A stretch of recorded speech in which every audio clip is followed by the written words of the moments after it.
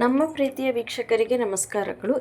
ಇಂದ್ರಾಣಿ ವ್ಲಾಗ್ಸ್ಗೆ ಸುಸ್ವಾಗತ. ಇಂದ್ರಾಣಿ ವ್ಲಾಗ್ಸಲ್ಲಿ ಇವತ್ತು ನಾನು ಮೊಳಕೆ ಹುರುಳಿಕಾಳು ಸಾರು ಮಾಡೋದು ಹೇಗೆ ಅಂತ ತೋರಿಸ್ತಾ ಇದ್ದೀನಿ. ಮೊಳಕೆ ಹುರುಳಿಕಾಳು ಸಾರು ಮಾಡೋದು ಹೇಗೆ ಅಂತ ನೋಡ್ಕೊಳ್ಳೋಣ ಬನ್ನಿ. ಮೊಳಕೆ ಹುರುಳಿಕಾಳು ಸಾರು ಮಾಡೋದಕ್ಕೆ ಒಂದು ಬಾಣಲಿ ತೊಗೊಂಡಿದ್ದೀನಿ. ಬಾಣಲಿಗೆ ಒಂದು 2 ಸ್ಪೂನ್ ಎಣ್ಣೆ ಹಾಕ್ಕೊಂಡಿದ್ದೀವಿ. ಎಣ್ಣೆ ಹಾಕಿದ್ಮೇಲೆ ಒಂದು ಈರುಳ್ಳಿನ ಕಟ್ ಮಾಡಿ ಹಾಕ್ಕೊಂಡಿದ್ದೀನಿ ಮಿಕ್ಸಿಗೆ. ಮತ್ತು ಒಂದು ಇಂಚಿನ ಶುಂಠಿ, 1 ಗಡ್ಡೆ ಬೆಳ್ಳುಳ್ಳಿ ಹಾಕ್ಕೊಂಡಿದ್ದೀನಿ. 1 ಗಡ್ಡೆ ಬೆಳ್ಳುಳ್ಳಿ ಹಾಕ್ಕೊಂಡು ಒಂದು 4 ಹಸಿಮೆಣ್ಸಿನ್ಕಾಯಿನ ಹಾಕ್ಕೊಂಡಿದ್ದೀನಿ. ಹಸಿಮೆಣ್ಸಿನ್ಕಾಯಿನ ಹಾಕ್ಕೊಂಡಿದ್ದಾದಮೇಲೆ ಅದನ್ನು ಸ್ವಲ್ಪ ಚೆನ್ನಾಗಿ ನಾವು ಹುರ್ಕೊಂಬಿಡೋಣ.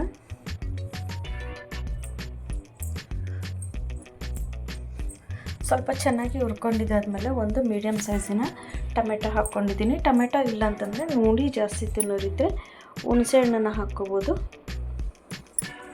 ಹುಣಸೆ ಹಣ್ಣನ್ನು ಕೂಡ ಹಾಕ್ಕೊಂಡ್ರೆ ತುಂಬಾ ಚೆನ್ನಾಗಿರುತ್ತೆ. ನಮ್ಮನೇಲಿ ಹುಳಿ ತಿನ್ನಲ್ಲ, ಹಾಗಾಗಿ ಸ್ವಲ್ಪ ಟೊಮೆಟೊ ಹಾಕ್ಕೊಂಡಿದ್ದೀನಿ. ಟೊಮೆಟೊ ಹಾಕಿದ್ಮೇಲೆ ಒಂಚೂರು 1/4 ಟೀ ಸ್ಪೂನಷ್ಟು ಚಕ್ಕೆ ಲವಂಗ ಪುಡಿ ಹಾಕಿದ್ದೀನಿ. 1/4 ಟೀ ಸ್ಪೂನಷ್ಟು ಅರಿಶಿನ ಪುಡಿ ಹಾಕ್ಕೊಂಡಿದ್ದೀನಿ. ಅರಿಶಿನ ಪುಡಿ ಹಾಕ್ಕೊಂಡು ಸ್ವಲ್ಪ ಹಸಿ ವಾಸನೆ ಹೋಗೋವರೆಗೂ ತಿರುಗಿಸ್ಕೊಳ್ಳೋಣ. ಹಸಿ ವಾಸನೆ ಹೋಗೋವರೆಗೂ ತಿರುಗಿಸ್ಕೊಂಡು ನಾನಿವಾಗ 1 ಟೀ ಸ್ಪೂನಷ್ಟು ಅಚ್ಚ ಖಾರದ ಪುಡಿನ ಹಾಕ್ಕೊಂಡಿದ್ದೀನಿ. ಅಚ್ಚ ಖಾರದ ಪುಡಿ ಹಾಕ್ಕೊಂಡು ಒಂದು 4 ಟೀ ಸ್ಪೂನಷ್ಟು ನಾನು ಧನಿಯಾ ಪುಡಿನ ಹಾಕ್ಕೊಂಡಿದ್ದೀನಿ. 4 ಟೀ ಸ್ಪೂನ್ ಧನಿಯಾ ಪುಡಿ ಹಾಕ್ಕೊಂಡಿದ್ದಾದಮೇಲೆ ಇವಾಗ ನಾವು ಸ್ಟವ್ ಆಫ್ ಮಾಡ್ಕೊಂಬಿಡ್ಬೇಕಾಗುತ್ತೆ. ಸ್ಟವ್ ಆಫ್ ಮಾಡಿಕೊಂಡು ನಾವು ಮಸಾಲೆಗಳನ್ನ ಹಾಕ್ಕೋಬೇಕಾಗುತ್ತೆ. ಮಸಾಲೆಗಳನ್ನ ಹಾಕ್ಕೊಂಡು ಇವಾಗ ನೋಡಿ ಸ್ವಲ್ಪ ನಾನು ಹುರುಳಿಕಾಳನ್ನ ಹಾಕ್ಕೊಂಡಿದ್ದೀನಿ. ಮೊಳಕೆ ಹುರುಳಿಕಾಳನ್ನ ನಾನು ತೆಂಗಿನಕಾಯಿ ಹಾಕಿಲ್ಲ,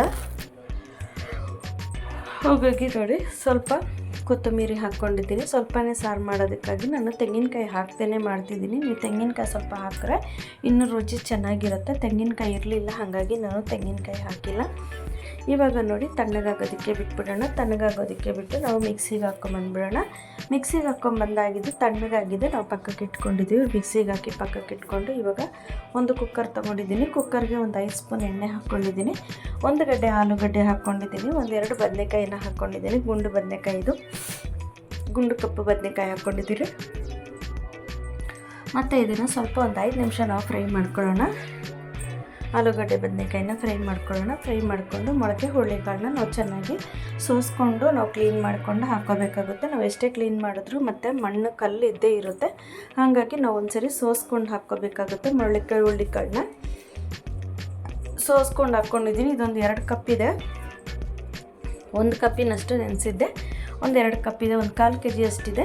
1/4 kg ಅಷ್ಟಿದೆ. ಇವಾಗ ನೋಡಿ ರುಬ್ಬಿರೋಂಥ ಮಸಾಲೆನ ಇದಕ್ಕೆ ಸೇರಿಸ್ಕೊಂಬಿಡೋಣ. ರುಬ್ಬಿನ ಮಸಾಲೆ ಸೇರಿಸ್ಕೊಂಡು ಇದಕ್ಕೆ ನಾವು ಚೆನ್ನಾಗಿ ಸ್ವಲ್ಪ ತಿರುಗಿಸ್ಕೊಳ್ಳೋಣ.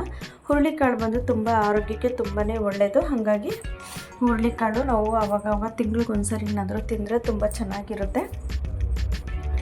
ಇವಾಗ ನೀರು ಸೇರಿಸ್ಕೊಂಬಿಡೋಣ. ಮಿಕ್ಸಿ ತೊಳೆದಿರೋ ನೀರನ್ನೇ ಸೇರಿಸ್ಕೊಂಡಿದ್ದೀನಿ. ತುಂಬ ತೆಳ್ಳಗೆ ಮಾಡಿದ್ರೆ ಚೆನ್ನಾಗಿರುತ್ತಲ್ಲ ಈ ಸಾರೆಲ್ಲ. ಇದು ಮುದ್ದೆಗಂತೂ ತುಂಬಾ ಚೆನ್ನಾಗಿರುತ್ತೆ. ಮುದ್ದೆಗೆ, ಅನ್ನಕ್ಕೆ ಮತ್ತು ದೋಸೆ ಚಪಾತಿಗೆ ಕೂಡ ಚೆನ್ನಾಗಿರುತ್ತೆ. ದೋಸೆ ಚಪಾತಿಗೆ ಮತ್ತು ಅಕ್ಕಿ ರೊಟ್ಟಿ ಇದಕ್ಕೆಲ್ಲನೂ ತುಂಬ ಚೆನ್ನಾಗಿರುತ್ತೆ. ನೀವು ಮನೇಲಿ ಮಾಡಿ ನೋಡಿ ಹೇಗೆ ಅನ್ನಿಸ್ತು ಅಂತ ನನಗೆ ಕಮೆಂಟ್ ಬಾಕ್ಸಲ್ಲಿ ತಿಳಿಸಿ. ರುಚಿಗೆ ತಕ್ಕಷ್ಟು ಉಪ್ಪು ಹಾಕ್ಕೊಂಬಿಡೋಣ. ಇವಾಗ ಉಪ್ಪು ಖಾರ ನೋಡಿಕೊಂಡು ನಾವು ಲಿಡ್ ಕ್ಲೋಸ್ ಮಾಡಿ ಒಂದೇ ಒಂದು ವಿಷಲ್ ಬರ್ಸ್ಕೊಂಡ್ರೆ ಸಾಕು. ಯಾಕಂದರೆ ಆಲೂಗಡ್ಡೆ ಬದನೆಕಾಯಿ ಬೆಂದ್ಬಿಡುತ್ತೆ, ಹುರುಳಿಕಾಳು ಬೆಂದ್ಬಿಡುತ್ತೆ. ಹಾಗಾಗಿ ನಾವು ಒಂದೇ ಒಂದು ವಿಷಲ್ ಬರ್ಸ್ಕೊಳ್ತೀನಿ. ಕಾಳೆಲ್ಲ ನೆನೆಸಿರೋ ಕಾಳೆಲ್ಲ ನಾನು ಒಂದೇ ವಿಷಲ್ ಬರ್ಸ್ಕೊಳ್ಳೋದು, ನಾನು 3-4 ಬರ್ಸ್ಕೊಳ್ಳೋದಿಲ್ಲ. ಹಾಗಾಗಿ ಒಂದೇ ಒಂದು ವಿಷಲ್ ಬರ್ಸ್ಕೊತಾ ಇದ್ದೀನಿ. ಒಂದೇ ಒಂದು ವಿಷಲ್ ಬರ್ಸ್ಕೊಂಡು ನಾವು ಕುಕ್ಕರ್ ಓಪನ್ ಮಾಡ್ಕೊಳ್ಳೋಣ. ಈಗ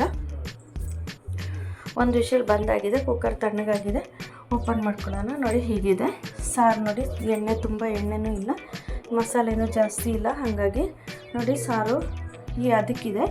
ಇವಾಗ ನಾವು ಮುದ್ದೆಗೆ ಮಾಡಿಕೊಂಡ್ರೆ ತುಂಬ ಚೆನ್ನಾಗಿರುತ್ತೆ. ನಾನು ಮುದ್ದೆ ಮಾಡ್ಕೊಂಡಿದ್ದೆ, ಅನ್ನನೂ ಮಾಡಿಕೊಟ್ಟಿದ್ದೆ.